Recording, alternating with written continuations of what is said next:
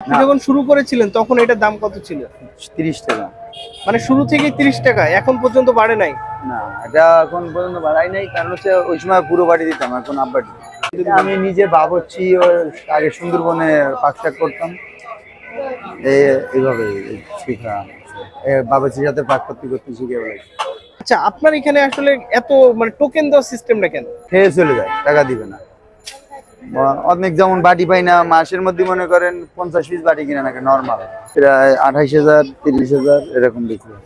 হালিমের তো বিভিন্ন জায়গায় এক একজনের হাতের জোশ এক এক রকম, কিন্তু আপনার এটা একই উপকরণ, আপনার এটা কি কোনো সিক্রেট বা কোনো কিছু আছে আমাদের যদি একটু বলবেন?